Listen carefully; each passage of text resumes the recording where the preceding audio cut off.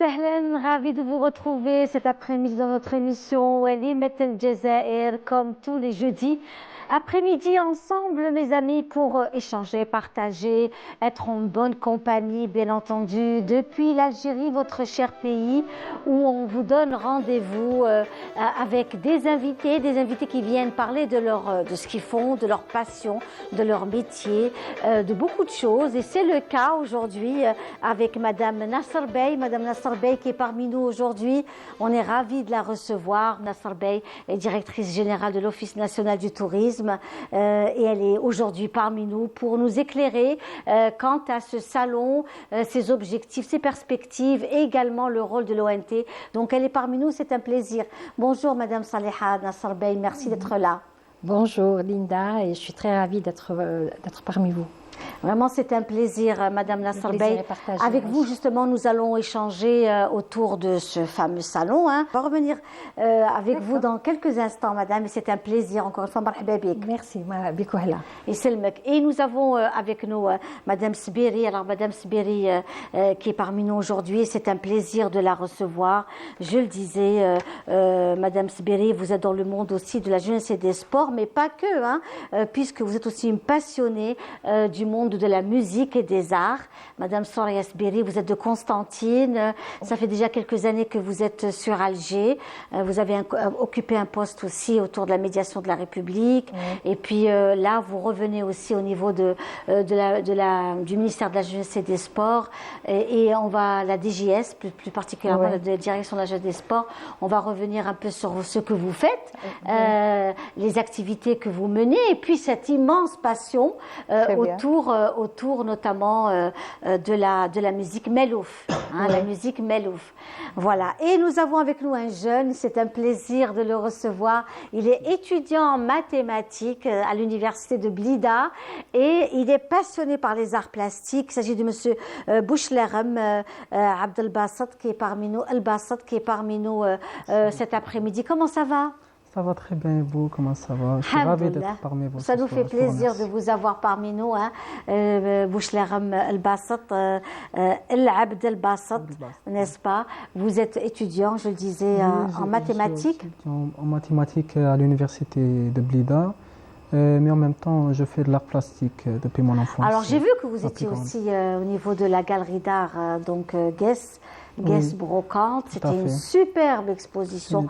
Vous étiez 35 artistes peintres. 35 artistes à exposer, oui. C'était 35 artistes peintres plasticiens. C'était vraiment le plus jeune.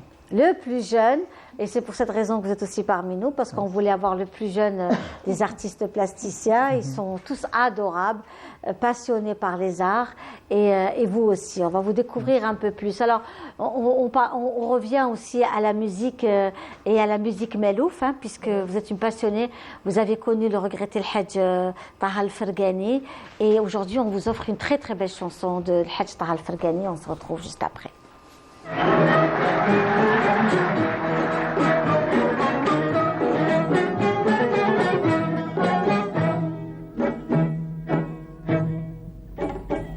عاشق راقي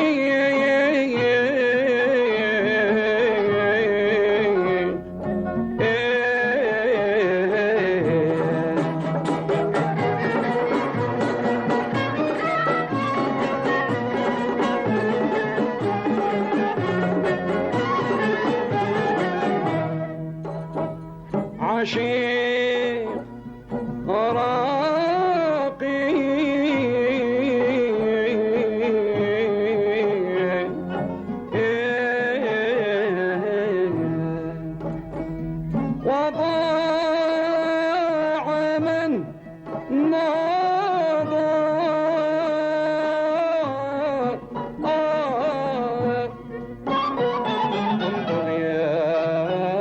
يا مولاي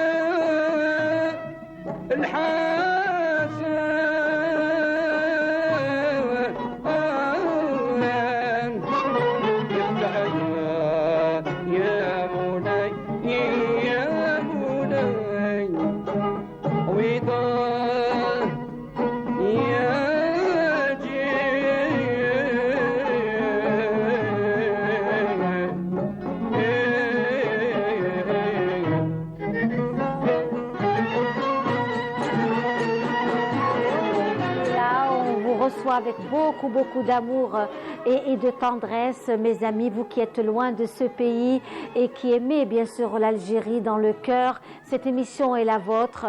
C'est toujours avec beaucoup d'amour et de tendresse que j'ai à être parmi vous tous les jeudis après-midi avec des invités. Ce sont aussi des personnes merveilleuses qui font cette Algérie qui avance tous les jours un peu plus.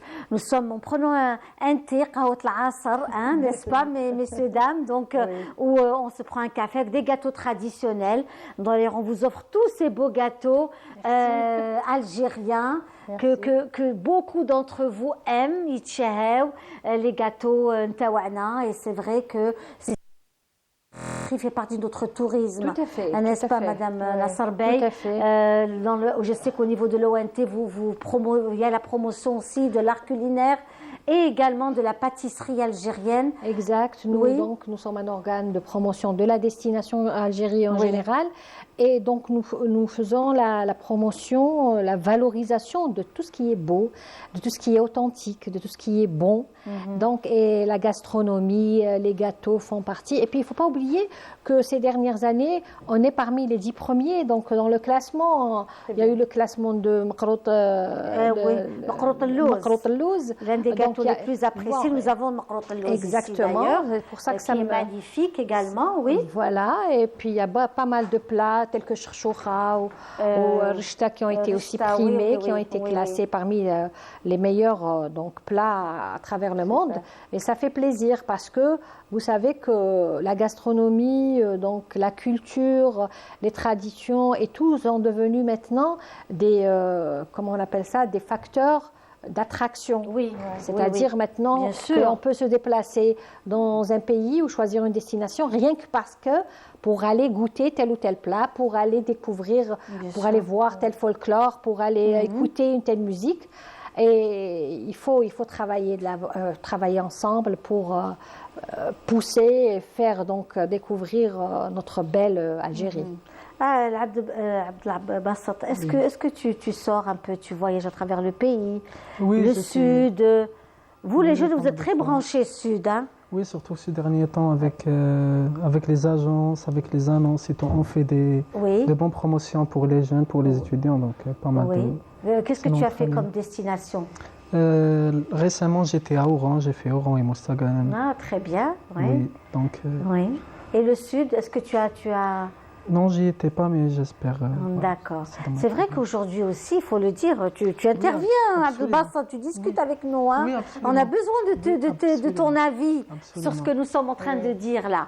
Donc, avec Madame Sbiri et Madame Nasser Bey, je disais qu'il y a aujourd'hui, grâce aux réseaux sociaux, vraiment, ça a beaucoup apporté à nous tous. Hein. On a envie d'aller dans un restaurant, on veut aller par exemple à Constantine, on veut aller à on tape et puis hop, on trouve tout ce qu'il faut, les hôtels qu'il faut, la réservation et tout ça, c'est super. Ils ont écourté la procédure. Exactement. Est-ce que vous travaillez aussi avec ces organismes? Oui, on a beaucoup, on les a d'abord encouragés dès le départ. Et puis on les a invités, ils nous ont accompagnés et on a enregistré quand même qu'ils ont une part assez importante. Donc ils ont contribué dans la promotion de la destination, dans la promotion, donc même le tourisme de niche, c'est-à-dire qu'ils vont au détail. ils peuvent faire la promotion d'une petite crique, d'un petit village. Ouais. Et donc, l'effet est extraordinaire parce qu'ils ont un nombre de followers assez important. Avant, c'était de bouche à oreille. Maintenant, de Facebook à Instagram, à Twitter. Puis l'image, le son, tout. L'image, le son, et puis souvent la qualité du son. Et puis, ils nous donnent donc cette dynamique. C'est-à-dire, ils sont extraordinaires, voilà. C'est des jeunes. On compte beaucoup sur eux. Et puis, il faut absolument penser à la relève. C'est-à-dire... Bien sûr. Voilà, inculquer la culture touristique. Et puis en plus, moi, ce que j'aime, pardon, excusez-moi, Madame Nassarbey, ce que j'aime aussi, ces jeunes-là, ils sont très, très conscients du patrimoine de leur pays, de la richesse du pays. En même temps, ils utilisent ça avec une modernité, une dextérité moderne, qui est vraiment... Et il y a beaucoup d'émotions parce que j'avais suivi également des jeunes randonneurs qui sont dans le trek, etc., qui font beaucoup de marches, 10 km, 15 km, et qui s'installent ils bivouaquent, ils passent la nuit quelque part. Donc, ils racontaient un peu ça à sa vie, son petit séjour. Et c'était vraiment impressionnant de voir comment ils sont organisés, mais c'est quelque chose d'extraordinaire. C'est ce que je voulais dire absolument, parce qu'ils ont cette énergie que nous, ancienne génération, on commence à perdre. Oui. Donc, et puis c'est surtout le côté technique, c'est la grosse maîtrise des réseaux sociaux. Exactement. Et puis le temps, parce qu'ils ont du temps à rester pendant des heures. Moi, je ne peux pas. C'est une passion, je crois. C'est une passion.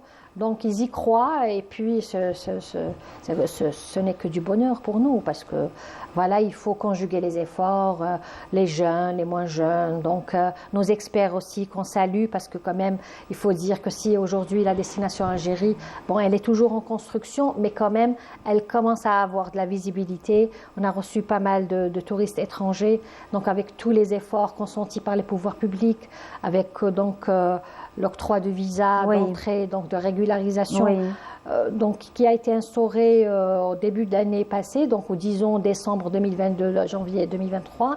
Nous avons enregistré un peu plus de 2100 demandes de visa de régularisation, c'est-à-dire qu'il y a eu beaucoup d'agences, parce qu'il faut rappeler que le visa est délivré via une agence.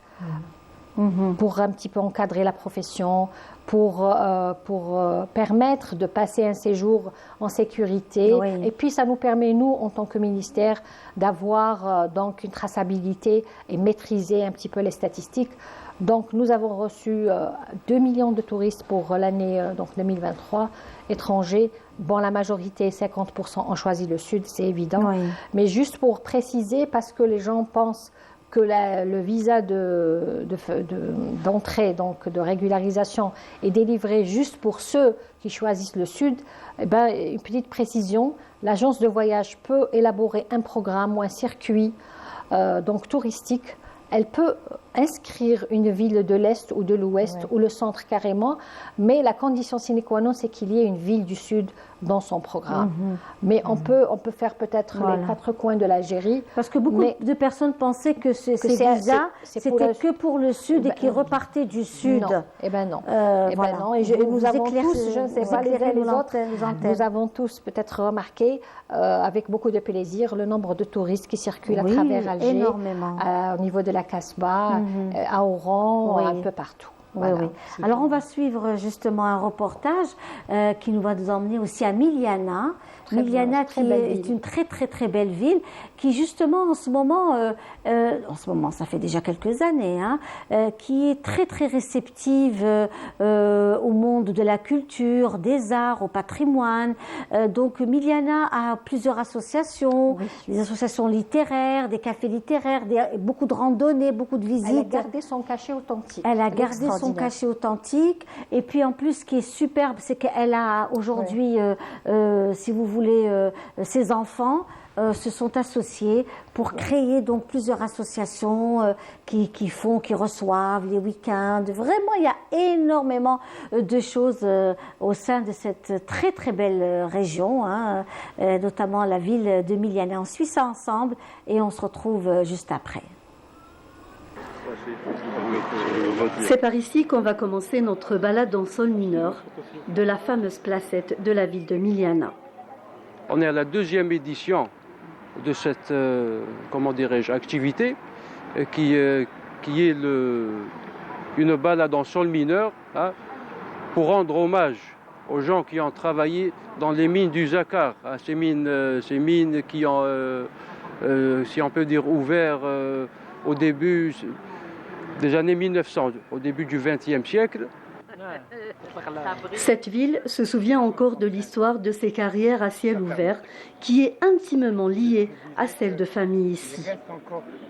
Je suis le doyen des mineurs d'Algérie, pratiquement, 88 ans. Ben ça, c'est le minerai, le minerai de fer des mines du Zakar. Ça s'appelle l'hématite rouge, une teneur de fer de entre 56 et 60%. Ce minerai est expédié en France en 1880 pour que le Eiffel l'exploite pour faire sa structure métallique, sa charpente métallique de la tour Eiffel. Ils ont pris 8000 tonnes d'ici et de Ruina. Il y avait beaucoup d'ouvriers, il fallait beaucoup d'ouvriers. Il y avait 1500 ouvriers, donc il n'y a pas une famille ici à Milana qui n'a pas un père ou un grand-père mineur. Et nous, à travers cette activité, c'est création d'un nouveau circuit touristique. On l'a appelé la balade en sol mineur. Je dis le jeu de mots. Et nous sommes à la 2e édition. Et c'est surtout c'est à l'occasion de la nationalisation des mines du Zakar. C'est à partir de Miliana que le président Rabbi Rahmou Boumediene a nationalisé les mines du Zakar. Et notre plus grand souhait, c'est la création de ce musée et l'aménagement de galeries pour les touristes qui sont venus nombreux ici. On emprunte cette route sinueuse pour arriver enfin dans ce lieu de mémoire, accompagné par des experts en géologie. Les mineurs travaillaient ici dans des conditions difficiles et avec des moyens rudimentaires. Les débutants qui ne dépassaient pas les 12 ans travaillaient ici en tant que mousse, c'est-à-dire comme porteurs d'eau et d'outils ou pousseurs de wagonnets. Leurs histoires sont toujours transmises de père en fils. Il faut savoir que l'exploitation de cette mine a commencé en 1800, à la fin de 1874. Il n'y avait pas beaucoup de moyens mécaniques, il n'y avait pas, donc tout se faisait à la force des bras. Donc l'extraction, l'abattage avec les pics de mine, la poussée des wagonnets à la main. Donc tout se faisait manuellement et c'était vraiment un travail très très très dur et très pénible. Beaucoup d'efforts sont fournis pour préserver la mémoire de ces mines et ces hommes. Les Milianais souhaiteraient voir un musée sur ces lieux pour rendre hommage aux mineurs qui sont passés par là.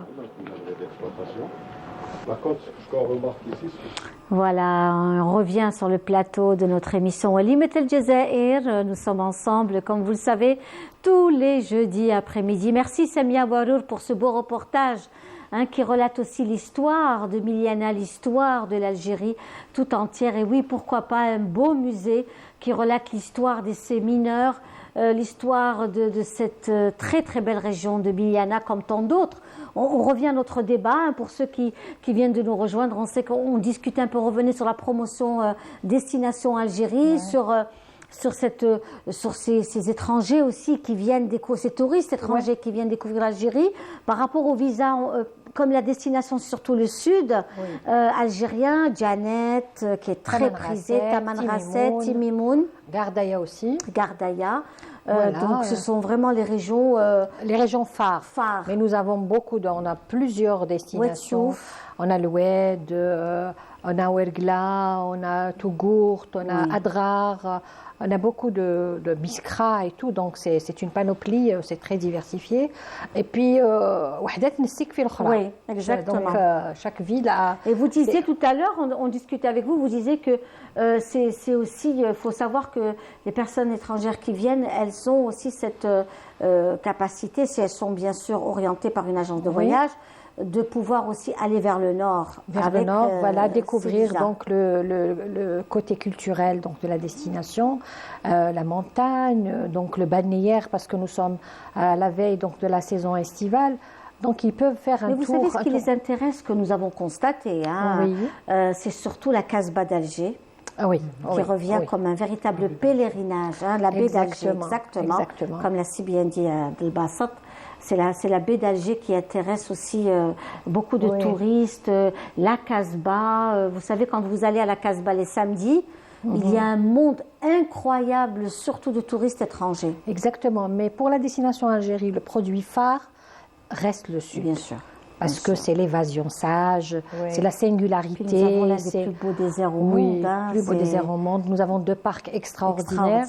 Et puis ce qui est bien, ce qui est encourageant, parce que les 2 parcs, donc, ils sont dotés d'agents, on peut dire des gardiens, c'est toute une équipe pour la préservation des sites. On ne veut pas de tourisme de masse, c'est un tourisme sélectif.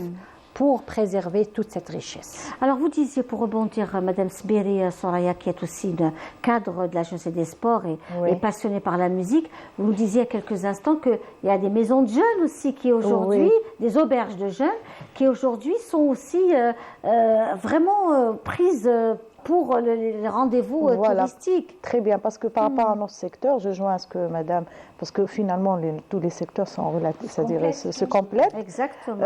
Si je parle des auberges, parce que j'étais à la Fédération des auberges des années, maintenant ça s'améliore avec beaucoup d'infrastructures importantes au niveau national, c'est-à-dire que c'est aussi, on peut parler de la qualité du prix. Oui, parce et à la portée des jeunes. Il y a la catégorie qui travaille des fonctionnaires, ils peuvent se permettre un hôtel ou c'est-à-dire d'être en famille, mais aussi moi comme je suis avec la jeunesse, je suis éducatrice spécialisée de jeunesse, mon premier diplôme, j'invite tous ces jeunes à connaître leur pays, même pour la diaspora, même pour les étrangers, par rapport au coût. Et puis c'est plus important d'être en groupe des gens Madame qui Sbiri, comment que ça se passe? Est-ce que tout le monde peut venir et passer une nuit il faut avoir une carte bien sûr d'auberge qui a un coût très symbolique. C'est symbolique presque. Même la nuitée, elle est symbolique, bien sûr, s'inscrire, informer avec la fédération, il y a un calendrier, c'est-à-dire toutes les adresses et numéros. Et voilà, donc un appel, c'est comme pour les hôtels, pour voir si c'est réservé ou non. Il y a aussi, c'est-à-dire des groupes aussi, pour les associations, c'est mieux aussi.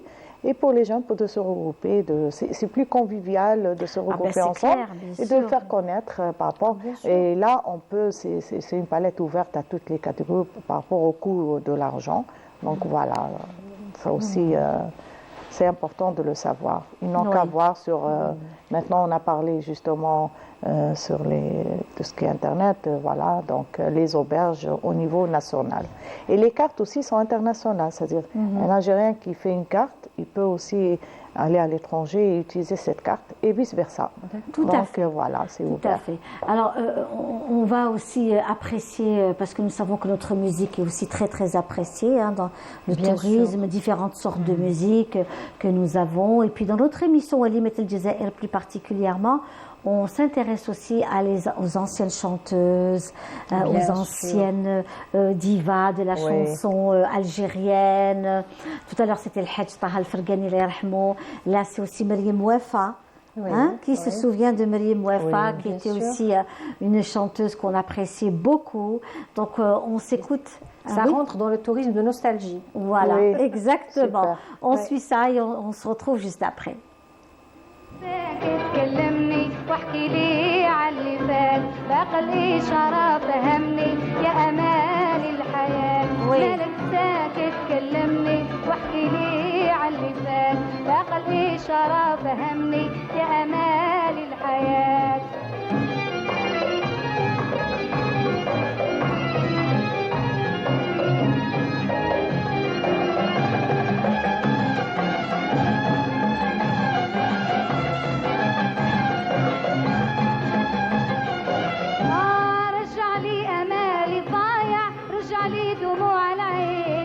سعودي بيدي طالع يبرى لي القلب الحزين رجع لي امالي ضايع رجع لي دموع العين نجم سعودي بيدي طالع يبرى لي القلب الحزين واللي ما كان حتى مانع هيا نعيد الذكريات مالك ساكت كلمني واحكي لي علي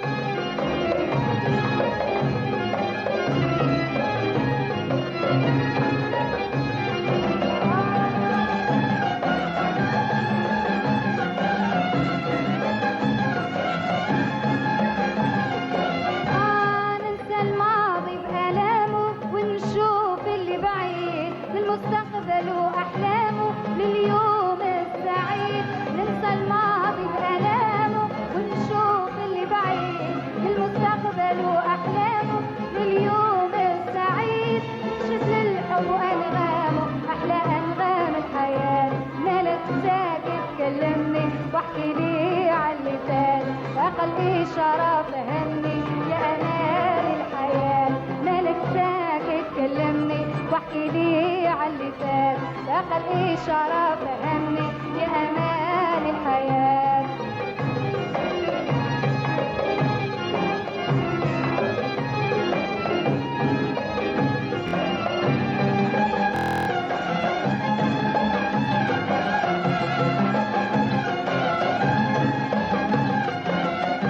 ننسى الماضي بألامه ونشوف اللي بعيد للمستقبل وأحلامه لليوم السعيد ننسى الماضي بألامه ونشوف اللي بعيد للمستقبل وأحلامه لليوم السعيد نكشف للحب وأنغامه أحلى أنغام الحياة مالك ساكت كلمني واحكي لي عاللي فات أخذ إشارة فهمني يا أمان الحياة مالك ساكت كلمني واحكي لي عاللي فات أخذ إشارة فهمني. Voilà, quelle belle dame, vraiment, et c'est toujours un plaisir de retrouver toutes ces belles femmes algériennes, n'est-ce pas, ces chanteuses qui vous ont êtes aussi belle, Oh, Linda. merci beaucoup, merci beaucoup, c'est très gentil, vous aussi, vraiment. Et l'Algérie est belle puisqu'elle se conjugue au féminin, n'est-ce pas? Donc c'est une femme et elle est belle, elle se conjugue au féminin. Donc on revient à vous trois et notre ami aussi, Bouchlaram El Abd El-Bassat qui est parmi nous aujourd'hui, avec qui on rigole bien, on discute bien. Hein. Oui, j'espère que vous êtes à l'aise, tu es à l'aise. Très à l'aise, c'est super. Je suis très contente. Alors, justement, tu es venue avec tes œuvres, tu as exposé au niveau de la galerie. Oui, j'ai eu l'honneur d'exposer auprès de 34 d'autres artistes. J'étais le 35e. Des artistes qui sont venus d'un peu partout de l'Algérie. On a vu. Et puis j'avais de grosses signatures. Oui, absolument, de grands peintres et voilà. De différents styles, de différentes touches, différentes écoles, de différentes touches. Et tu es venu avec ce style à toi qui est très particulier, dans le moderne, dans le style moderne. Oui, c'est une toile intitulée Mirage. En la regardant pour la première fois, on va remarquer des formats et des couleurs, mais quand on observe, on va remarquer qu'il y a des visages et des gens là-dedans. C'est vrai, oui.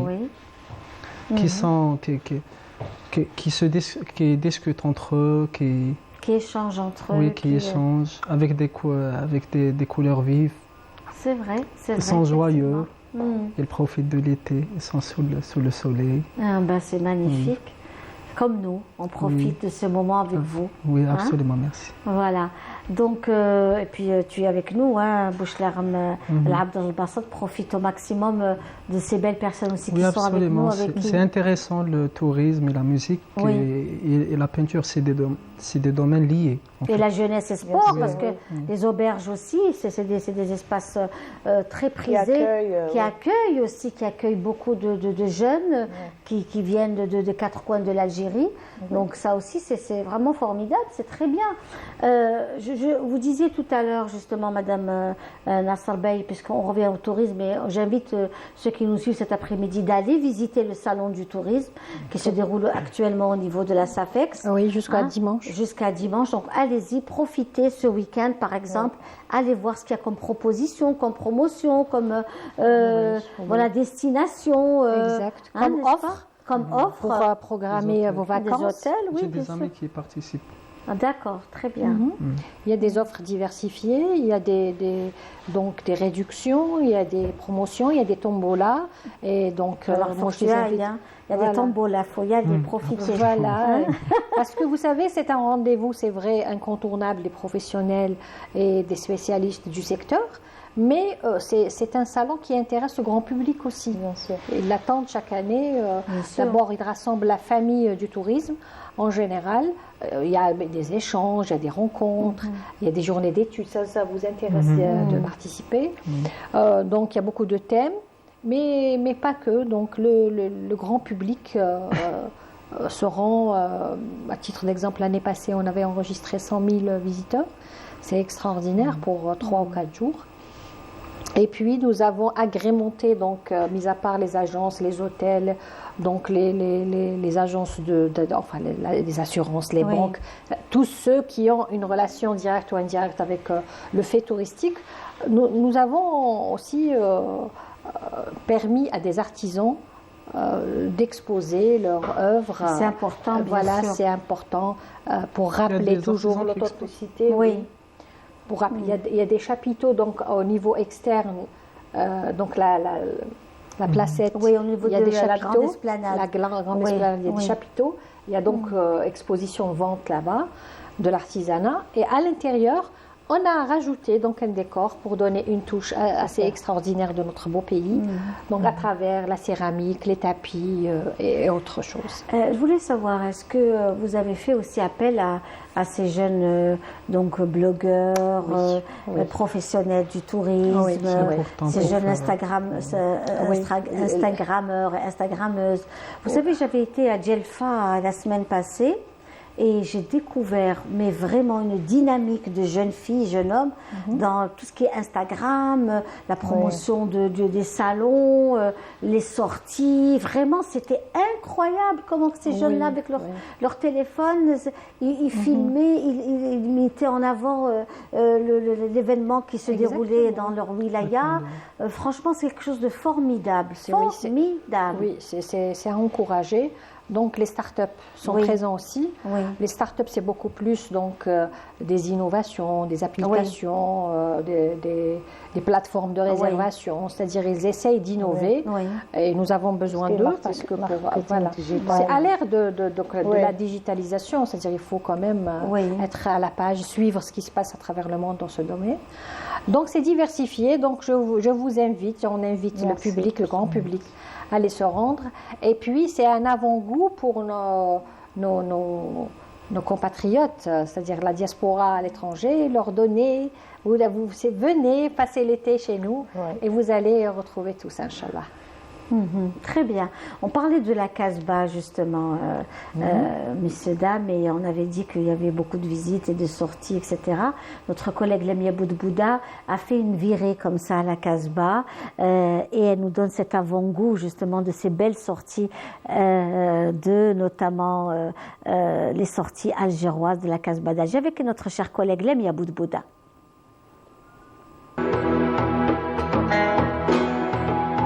Respirer le cœur d'Alger, c'est se promener dans la mythique Casbah. Ses venelles, ses palais et ses douirettes ne cessent d'attirer les visiteurs. Ces terrasses sont de véritables balcons sur la Méditerranée.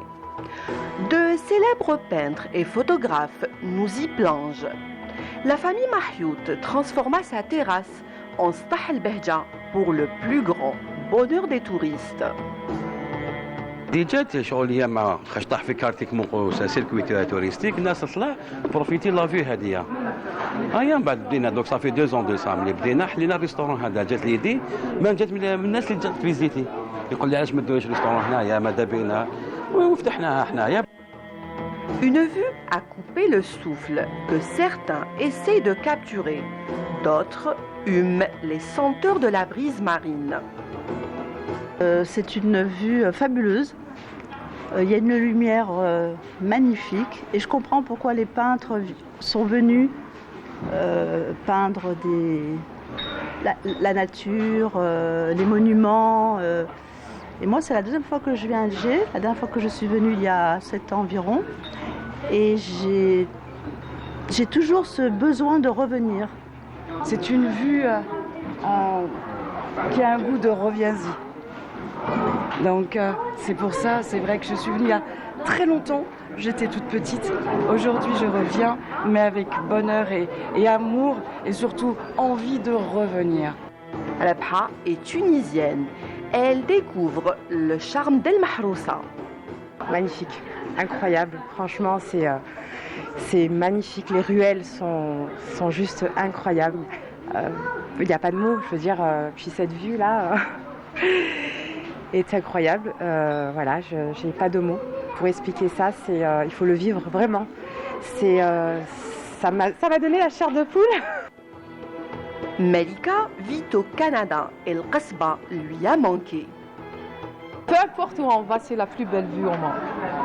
Parce que c'est mon pays. Et ça fait 32 ans que j'ai quitté l'Algérie. 32 ans. Mais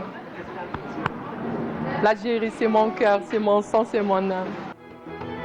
Notre deuxième point est le repère. Ici, on peut déguster de bons petits plats en admirant le charme de la baie d'Alger. Vous voyez, cette baie, elle est classée parmi les 3 premiers au monde. Il y a celle-là, la baie d'Alger, la baie de Naples et la baie de Rio de Janeiro.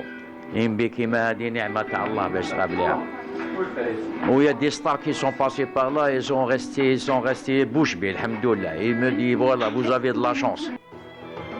Notre dernier point est la terrasse de la maison familiale des Afounes, qui nous ont ouvert la porte de leur demeure pour nous laisser plonger dans le bleu de la Méditerranée. Le beau bleu de la Méditerranée, oui, c'est ce que je disais tout à l'heure, notamment pour la Casbah d'Alger, qui est aussi très prisée par les touristes algériens et étrangers. Vraiment, ce qu'on disait tout à l'heure avec notre ami Bouchlarm Abdelbasset, c'était cette passion des jeunes qui découvrent leur pays. Ils ne savent même pas que c'est quand tu disais que quand tu envoyais des photos, des stories, c'est en Algérie, il n'arrive pas à tellement on a un pays très grand, oui. On découvre à chaque fois une région, une nouvelle région et tout. Ah ben, il y a des gens qui ne connaissent pas. Enfin, nous aussi, hein, on découvre bien sûr, et à mesure. Et puis maintenant, il y a ce patrimoine traditionnel. Par exemple, il y a des traditions dans la région de Kabylie, il y a des ziyaras, il y a des fêtes locales, la fantasia, il y a des fêtes locales, il y a le Wadi qui joue un rôle très important. Il y a le Mouessem qui met le Mouloud, qui met l'Ashura. Donc il y a des moments très forts dans notre religion, dans notre patrimoine. Il y a le Neyer également qui fait que... qui est célébré d'une manière différente d'une région à une autre. Tout à fait. Cette diversité qui est riche. Et le rôle de l'Office national du tourisme, bien sûr, c'est de promouvoir et de réhabiliter, de préserver, de valoriser. Il faut absolument valoriser parce que si jamais donc on ne donne pas de l'importance et on oublie, on perd un petit peu de notre patrimoine et de notre authenticité aussi. Oui, tout à fait. Voilà. Nous avons vu la dernière fois l'enregistrement du rail et des tenues algériennes de l'UNESCO. C'est tellement important pour... Exactement. Vous avez parfaitement raison. Le rail et la tenue algérienne, les défilés de mode. Il y a d'autres projets pour enregistrer d'autres éléments à l'UNESCO. Oui, tout à fait, absolument. Le rail qui a été aussi classé comme beaucoup d'autres, tout ce qui est la chute d'Atlemsenienne, nous avons la Gandoura constantinoise, nous avons plusieurs choses qui ont été classées patrimoine, donc qui appartient à l'Algérie et qui sont classées, préservées, sauvegardées. Il faut aussi saluer le défilé de mode qui a été organisé à l'UNESCO récemment. Oui, avec notre ami Karim Akrouf, que nous allons inviter prochainement. Et qui nous a honorés quand même. Très belle chose. Et puis, c'est arrivé dans un moment où il fallait absolument faire la promotion de la culture et du vêtement algérien. Il y a eu aussi Madame Faiza Antribouzar qui était au Chili, qui a fait un très grand défilé de mode, qui a été l'ambassadrice du vêtement algérien au Chili, défilé de mode. Elle a été allée aux universités, elle est revenue sur qu'est-ce que l'Algérie qui ne connaissait pas, vous voyez, donc les jeunes ne connaissent pas, parce que nous avons une histoire avec le Chili il y a très longtemps, une belle histoire, mais la jeunesse, elle a toujours besoin de reprendre, de renouveler ses informations, et c'est ce que nous disait Madame Faiza Antribouzar, que nous allons aussi recevoir pour revenir un peu sur ces défilés de mode, Karim Akrouf également, Noba aussi, bien sûr, mais Noba et tant d'autres qui font de très belles choses. Karim Kadid aussi. Il y a plein de noms. Plein de nos grands stylistes, créateurs de mode qui ont toujours fait de grands défilés. Depuis très longtemps, depuis l'indépendance, nous avons de grandes dames, vous le savez très bien, qui avaient fait des beaux jours aussi de l'Algérie des années 60, 70, 80, puis nous avons d'autres. Monsieur Ali aussi, de Constantine, voilà, tout à fait. Liliane. Absolument, absolument. Il y a ce riche patrimoine, il faut absolument donc le promouvoir et le préserver surtout. Préserver et en parler, ne pas cesser de faire la promotion pour ne pas donner l'occasion aux uns aux autres de s'accaparer ou de... Tout à fait. Notre artisanat. Les tableaux, les peintures, d'ailleurs, nous avons une très grande histoire d'art. Bien sûr. Inégalée. Absolument. Dans la région et partout. Nous avons de très grands peintres, artistes, Baya, Mohamed Khedda, et nous avons encore. Récemment, on a vu beaucoup trop de travail, d'expositions un peu partout, comme l'exposition dernière. Oui. La vision contemporaine. Oui. Du coup, on a C'était formidable, en tout cas, moi j'ai été, c'était vraiment formidable, cette exposition était juste merveilleuse. On revient, Madame Sibéri Soraya, et au travail, on va découvrir justement ce que vous nous avez proposé, une chanson, c'est ça? Constantine, oui. Une chanson sur Constantine, chantée par vous. Oui. Le poème, c'est Allegrirem, et bien sûr, c'est une petite composition qui a été pour le Festival international en 2009, Voix et Femmes, avec que je salue Dr Zarouela qui a fait un très beau travail aussi. Où il y avait beaucoup de voix féminines, Rada Chbib de Liban, Sonia Mbark, musicologue Tunis. Et là, j'ai proposé une petite composition pour l'ouverture du festival, parce que je garde le patrimoine, parce que c'est très important sans y toucher, mais je touche aussi à la composition pour s'exprimer aussi de notre ville. Et c'est une promotion à notre belle ville Constantine. Voilà. Très bien. On y va, c'est parti. On découvre Madame Soraya Sibéri.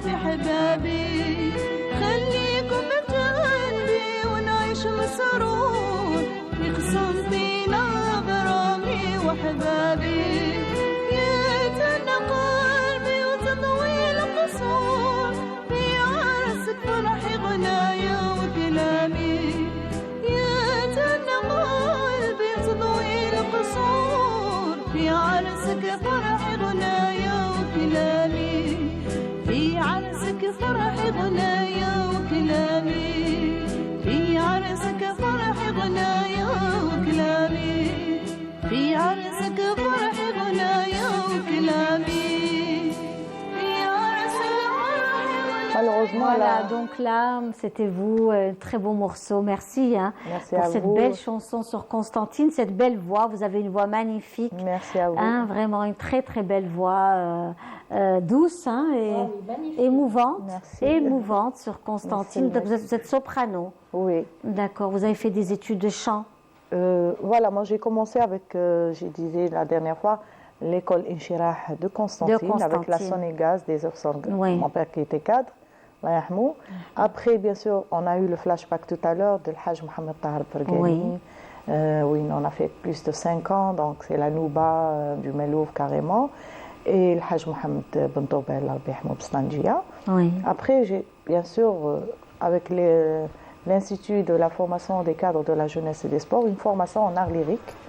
Voilà, donc c'est pour justement enseigner.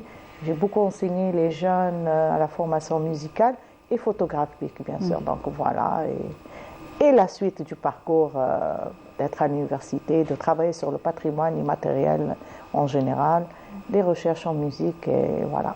Et vous êtes consacré pendant très longtemps au niveau de l'APC de Khoroub à des activités au profit des enfants, de la jeunesse, la promotion de l'art. Il y a eu beaucoup de choses qui se sont aussi faites. Justement, c'est un parcours très important, un passage qui m'est... c'était avec le professeur, l'ex-ministre que je salue, professeur Aberkan. Monsieur Aberkan, que l'on salue. Voilà, qui était PAPC en 2014.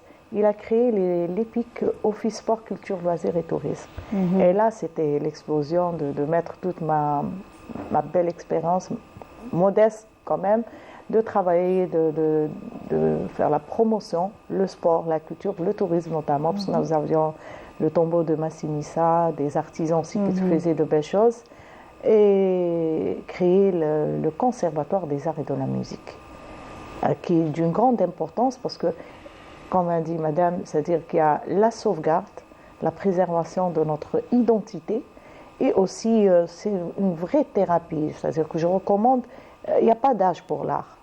Même je recommande pour les gens, c'est vrai, les jeunes, c'est pour les initier à faire sortir leur talent. Combien d'athlètes et combien d'artistes qu'on peut trouver, des cinéastes aussi, et aussi pour les autres âges aussi, de s'exprimer à travers des ateliers. Et l'objectif, c'est cette convivialité.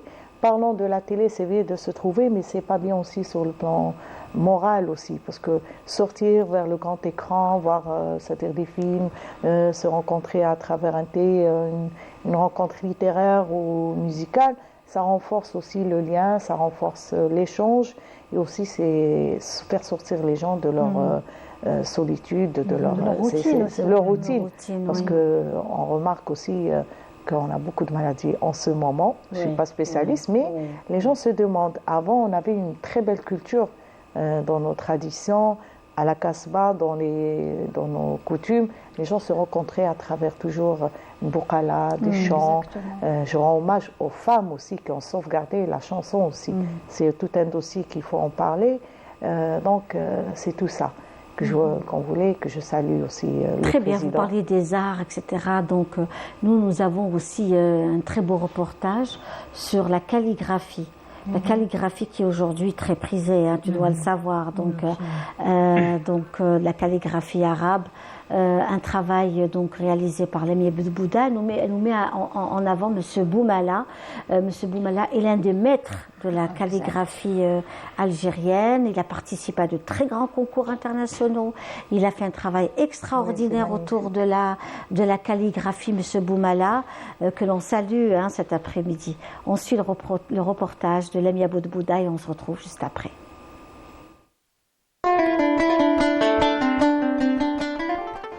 Situé au cœur de la Kasbah, Dar es Salaam accueille la 7e édition de la célébration de la Journée internationale du vivre ensemble.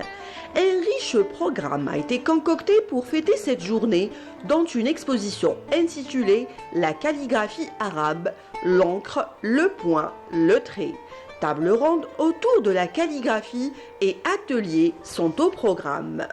À l'occasion de la 7e édition de la Journée internationale du vivre ensemble en paix, qui est fêtée chaque 16 mai. Et donc il y a une exposition sur la calligraphie arabe. Donc l'inauguration, ça s'est fait le 16 avril, c'est la journée du savoir. Et ça va durer jusqu'au 8 juin. Donc durant cette exposition, il y a des tables rondes, des conférences chaque samedi, des ateliers de calligraphie chaque mardi et puis des vernissages. Il y a 5 artistes qui vont accompagner cette exposition. Donc on a eu un calligraphe la calligraphie traditionnelle, c'est M. Ataf Della, c'est un calligraphe syrien. Après on a eu Faiza Tijani. Après, c'est M. Boumala et M. Mohamed Belrite. Et on aura avec nous, Inch'Allah, M. Yazid Khaloufi. Et plus les étudiants des Beaux-Arts qui ont participé avec nous justement pour célébrer cette journée et qui ont réalisé une magnifique fresque à la Kasbah d'Alger.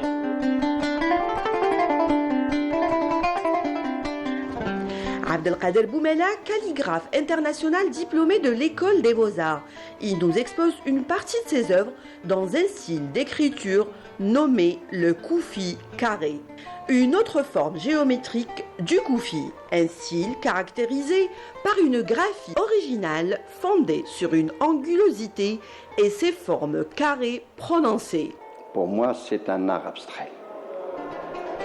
C'est vrai, c'est développé avec le Coran, mais avant déjà le Coran, il y avait de l'écriture arabe. Bon, ça c'est vrai, c'est développé avec le Coran et tout, mais pour moi, reste un art abstrait. Le koufi à carreaux, c'est vrai qu'il est travaillé, c'est très moderne, c'est sur le plan graphisme, sur le plan recherche et tout. Le koufi à carreaux et puis le koufi ancien. Il y a 2 genres. Oui, il y a 2 genres. Le koufi ancien, c'est celle qu'on calligraphie les manuscrits du 2e, 3e siècle.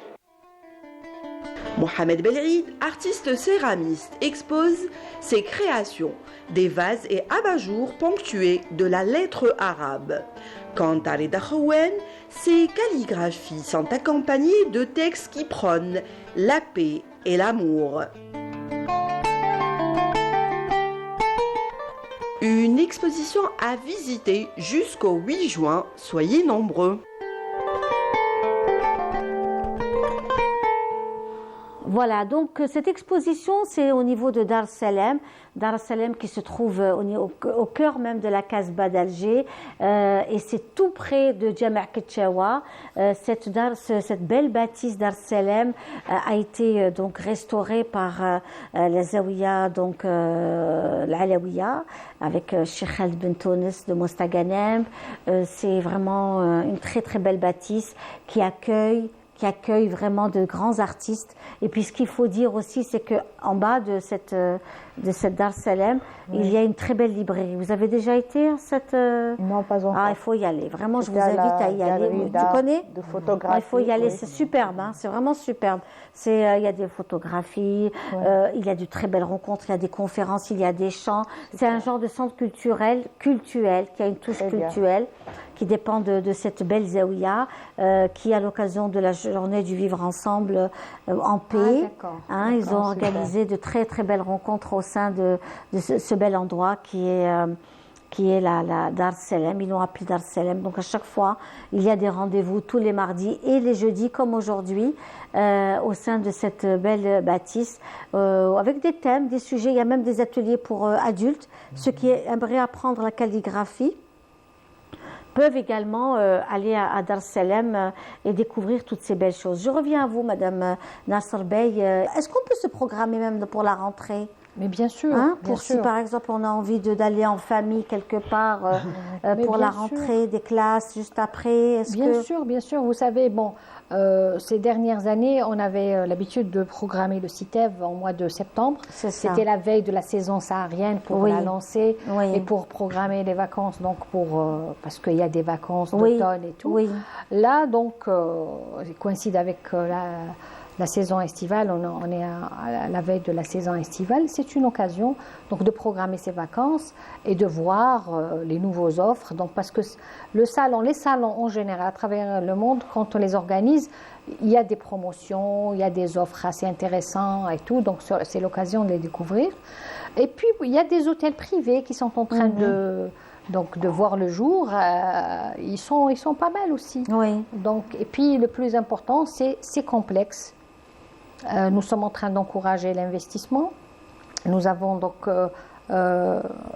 2200 projets qui ont été agréés, dont 800 qui sont en cours de réalisation, donc pour un petit peu renforcer la capacité d'accueil, pour renforcer le nombre de lits et donc permettre à rapprocher donc l'offre à la demande, parce que ce qu'on est en train d'enregistrer, de vivre, c'est que la demande dépasse l'offre. C'est pour ça qu'on n'arrive pas. Donc, et puis, il faut signaler qu'il y a la nouvelle formule qui encourage aussi les familles, celle du logement chez l'habitant. Il y a beaucoup, surtout au mois d'été, donc durant l'été, que ce soit à Djidjel ou à Oran, à Mostaganem, des familles qui louent leur logement.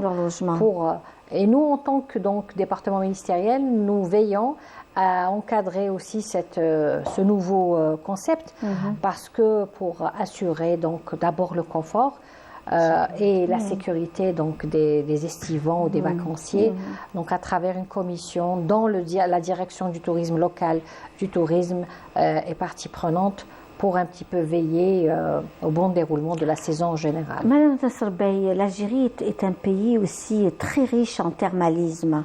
Exact. Le thermalisme, toute l'Algérie, c'est une terre. Nous avons des eaux souterraines, nous avons 280 sources thermales. Il y a une vingtaine de projets qui sont en cours d'exploitation.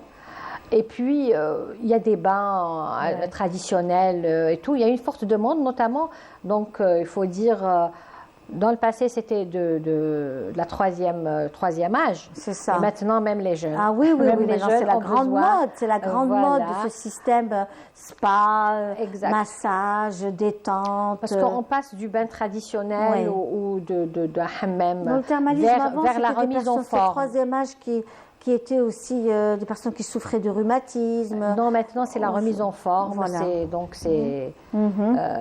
C'est se faire plaisir, se détendre avec tout le confort et tous les équipements qui sont en train d'être installés. Il ne faut pas oublier que nous avons des centres, par exemple thalassothérapie à Sidi Fredj, qui est très intéressant. D'abord son emplacement stratégique, donc vous avez la plage et vous avez tous les équipements qu'il faut pour passer un agréable séjour. Et puis ils ont des formules, donc allez-y, ils sont sur place au salon, ils proposent des formules. Le thermalisme, c'est aussi formule week-end, pour ceux qui n'ont pas assez de temps. Pardon, allez-y. Oui, je voulais revenir aussi sur cette belle formule, parce qu'aujourd'hui, les gens, la population algérienne, surtout cette jeunesse, aime sortir en famille, prendre les enfants, aller se faire un week-end de spa, entre familles, voilà, que ce soit un couple ou une famille, entre sœurs, entre amis. Tout ça, c'est vraiment très, très, très prisé. Parce que je ne sais pas si c'est une impression ou c'est général que le temps passe très vite. On ne se rend pas compte que les semaines, les mois passent vite, et puis on n'a pas le temps de se voir entre familles. Donc les études, le travail et tout. Donc c'est des occasions qu'il ne faut pas rater, parce que comme disait Madame tout à l'heure, l'équilibre psychologique est très très important. Si on veut terminer, c'est-à-dire ou passer donc le reste de sa vie avec un esprit sain, dans un corps, il faut se donner le temps de se reposer, d'apprécier et de rencontrer de de belles personnes comme vous. Merci beaucoup. Et puis on va rester aussi dans la chanson, toujours. Vous le savez, dans cette émission, on propose beaucoup des chanteuses anciennes que l'on ne voit plus. Par exemple, voilà, on a pensé à vous aujourd'hui également avec une autre chanteuse que l'on voit pratiquement plus. Il s'agit de Tilja. Voilà, une chanteuse très ancienne, et puis vous nous l'avez demandé la dernière fois, et c'est parti pour cette belle chanson de Tilja, et on se retrouve juste après.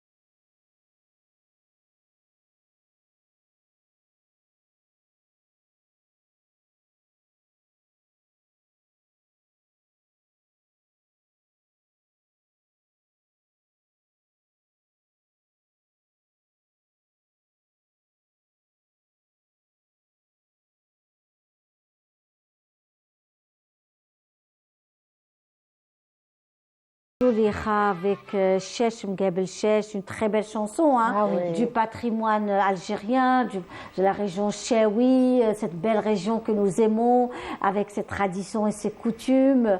L'Algérie est un véritable continent à travers ses traditions et coutumes, et c'est ce qu'on découvre aussi avec Zoulikha, qui était extraordinaire, une voix, une présence, une beauté. Tout à fait. Elle avait tout pour elle, cette dame, Allah yarhamha, et cette chanson qui est très belle, hein, chanson du patrimoine, qui a été reprise aussi, vraiment beaucoup reprise par d'autres chanteurs.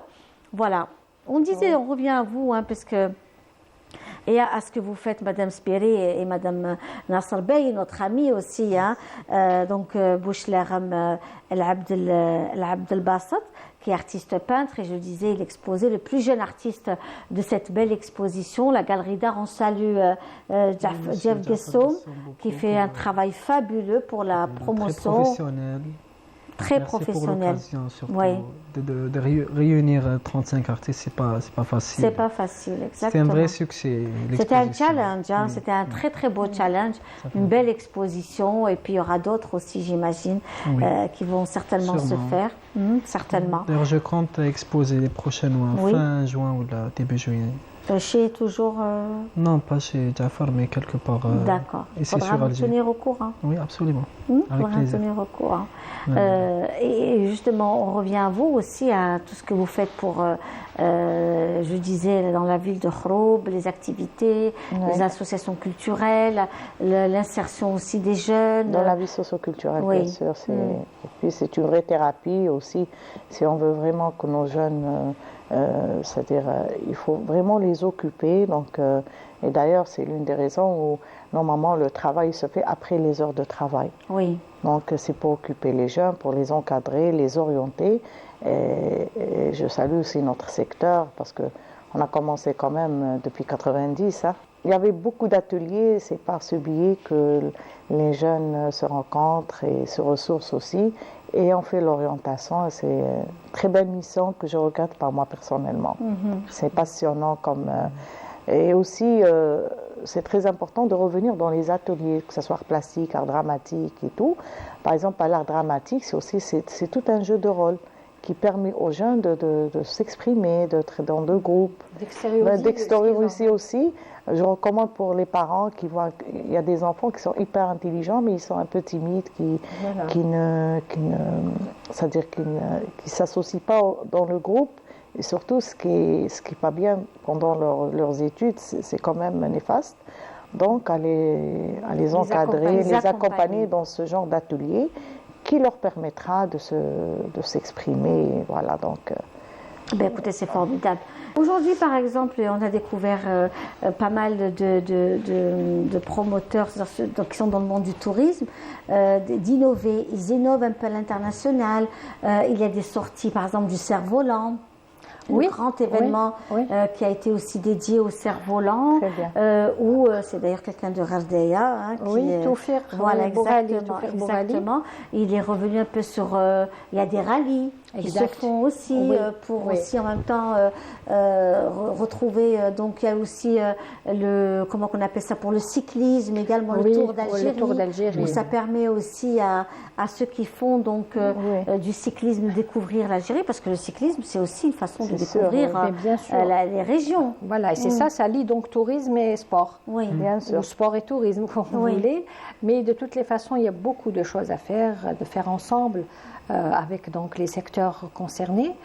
Et voilà, donc les fêtes locales, on les fait. on continue donc à les organiser.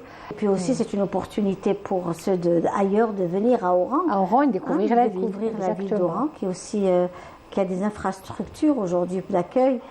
Extraordinaire. Voilà. Oran se développe d'une façon extraordinaire. Ça aussi, c'est important. Il y a des hôtels, il y a une capacité donc d'infrastructure assez importante. Et tout ça, c'est des indicateurs prometteurs pour la destination Algérie. Ça émerge d'une manière extra. Même pendant la capitale de Constantine, il y a eu le marathon des ponts aussi, donc plein de choses. Récemment aussi sur Trtezhar, donc faire connaître aussi les sites, donc il y a plein de choses. Ah oui, donc c'est clair qu'à Constantine, c'est aussi c'est une ville de patrimoine. Hein. Beaucoup même. Beaucoup de belles choses à Constantine, qui est aussi, c'est vraiment remarquable. Et je le disais d'ailleurs qu'aujourd'hui, Constantine, on la découvre encore et encore grâce aux réseaux sociaux. C'est vraiment incroyable aujourd'hui comment on revenait aussi à ces bateaux qui avaient accosté au niveau d'Alger et au niveau d'Oran, n'est-ce pas? Oui, Oran et Alger. Oran, voilà. C'était des bateaux qui avaient accueilli je ne sais plus combien de personnes. Oui, il y avait 300. Sur Oran, c'était 300 et sur Alger à peu près dans les 200. Et donc, ils font, c'est-à-dire c'est une halte pour faire un circuit. Donc, sur Alger, ils ont fait Alger, bien sûr, la Casbah et Riyad el-Fath et Tipaza. Et Oran, donc, le fameux site tel que Santa Cruz et les environs. Oui. Donc, en fait, vous disiez tout à l'heure, Madame Nassar Bey, que c'est une génération un peu plus âgée, mais vous sentez qu'on va aller vers aussi une jeunesse. Vous parlez de touristes étrangers. Bien sûr. Il commence à avoir un début de jeunes qui s'intéressent aussi à l'Algérie. Bien sûr, parce que vous savez que ce qui s'est passé aussi, donc la destination Algérie a été conseillée entre guillemets par les plus grands. Donc les plus grands boîtes de communication et journaux tels que le New York Times et autres, donc qui ont suggéré la destination Algérie pour les années 2023 et 2024. Donc ça a suscité l'intérêt et ils sont en train de venir découvrir, et heureusement pour tout le monde qu'il y a un impact très positif. Oui. Et là, je vous disais, par exemple, pour ceux qui se déplacent et qui sortent et qui, à travers déjà la ville d'Alger, la capitale, on sent vraiment beaucoup. Et puis la population suit. Ça qui fait chaud au cœur. Très accueillante. Ça fait chaud au cœur aujourd'hui. Il y a le respect de l'autre, de l'étranger, de la différence, à tous les niveaux. C'est à tous les niveaux. Il y a des échanges même. Et il y a des échanges, bien sûr, il y a des échanges avec les personnes. Et ça fait tellement longtemps, donc où il n'y a pas eu beaucoup d'étrangers. Et là, il y a cette envie de ressembler à toutes les belles villes du monde. Exactement. Une belle reprise. Donc, on les voit à travers nos ruelles, nos boulevards et tout. Au niveau aussi des points de vente, les boutiques d'artisanat, ils sont là, ils sont nombreux à prendre des souvenirs, à acheter des produits d'artisanat. Et c'est très encourageant. Bien sûr, l'accueil des Algériens, leur hospitalité, elle est innée. Donc, c'est ce qui plaît aussi. Et puis, il y a aussi, vous avez certainement dû le constater, même au niveau d'autres villes d'Algérie, il y a cet engouement pour l'art culinaire traditionnel.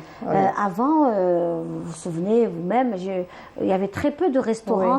Avant, c'était des petites gargotes, des petits fast où il y avait des petites choses telles que les plats traditionnels, l'obia, sardines, tout ça, surtout sardines, l'obia, kibda mcharmla, etc. C'était vraiment dans des espaces bien traditionnels. Voilà, c'est vraiment très peu. Mais là, aujourd'hui, ça explose avec des espaces bien, des investisseurs qui mettent en valeur. Par rapport à l'art culinaire algérien est différent. C'est-à-dire que vous avez les plats les plus anciens. Bon, il y a le couscous, il y a tout ça, mais après vous avez aussi autre chose qui est également très prisé. Oui, parce que peut-être c'est une prise de conscience, parce que nous avons constaté qu'il y a des pays autour d'une petite pierre, ils racontent une histoire. Bien sûr. Et nous avons tellement de choses à par exemple, l'art culinaire aujourd'hui, c'est quelque chose d'incroyable. Bien sûr. Des restaurants qui se consacrent qu'aux plats traditionnels, du début jusqu'à la fin. tous les anciens plats sont mis en avant. Ils sont même consommés par des Algériens. Exactement. Et puis même, nous avons enregistré qu'il y a des Algériens établis à l'étranger qui ont ouvert des restaurants dans l'art culinaire, dans tout ce qui est plat, notamment à New York, au Canada, oui, à Londres France, aussi. et tout, à Londres. Et puis nous les saluons parce que pour leur courage et c'est-à-dire ils ont emmené avec eux. Parce qu'il faut savoir aussi qu'il y a une communauté algérienne très forte exact. À l'étranger qui a besoin aussi de manger des plats traditionnels algériens. Il y a Ramadan également, donc il y a une forte population également, les Tsoum qui travaillent, qui ne peut pas aller chez elle pour manger ou qui est seule aussi, qui n'a pas le temps. Dans les quartiers Ramadan, ils se transforment carrément. Il y a tous les Algériens qui vendent du baklawa, du qalblouz. On dirait que vous êtes à Alger, pas à Paris. Barbès et tout. On a vu des vidéos sur C'est vrai, oui. Oui, madame. Je joins par rapport à ce qu'elle a dit. Maintenant, il y a une très grande prise de conscience aussi, parce qu'à un certain moment, c'était un peu dans la perdition, mais il faut revenir que nous-mêmes, quand on va ailleurs, dans d'autres pays, on est curieux de connaître leur culture, d'aller vers des sites pour découvrir leur façon de vivre, leur façon de... Enfin, une tenue. Et c'est l'inverse maintenant, c'est à nous de faire connaître aux autres notre culture, que ce soit ici ou ailleurs, et garder notre identité algérienne. C'est ça qu'il faut... qu'on revoit aussi dans nos espaces, revenir à tout l'ameublement, tout rénover. Il y a un grand retour, absolument, même pour l'ameublement, la décoration de maison. Il y a des investisseurs aussi. Le Madim Bladi et aussi le traditionnel. La dernière fois au salon du tourisme justement organisé à Constantine, je salue M. Boulfrad avec son association. Après, on a atterri à quelques kilomètres de Ain Abid. Il y a le Sahraoui qui a un espace justement, un centre épique, mais un espace où il y a des bungalows. Et même la qualité de prix était très importante et tout le monde était étonné. Ça fait aussi, les gens peuvent aller profiter. Ce qui est bien, beaucoup d'infrastructures, des espaces qui s'ouvrent pour donner aussi aux gens l'espace de se rencontrer en famille, même sur le plan local. Là. Tout à fait. Merci beaucoup. Donc, voilà. En tout cas, merci beaucoup, Madame Soraya Sbéri. Merci d'avoir été parmi nous aujourd'hui. On arrive toujours à la fin à la télévision algérienne et par vous. Merci beaucoup. Parmi merci, des personnes adorables. Merci, Madame Nassar. C'est moi qui vous remercie. Vous nous avez transportés, vous nous avez fait vivre, revenir un petit peu à notre enfance. On a voyagé ensemble. C'était un plaisir et merci à notre jeune, Bouchlerm Abdelsamad, d'avoir été parmi nous. Bon courage à toi dans tout ce que tu fais. Voilà, et puis on arrive à notre émission, à la fin de notre émission Walimat El Jazair de cet après-midi, en ce jeudi après-midi. Je vous dis encore une fois, Tahalla Ouna Fil Jazair, de là où vous êtes. Salam alaikum.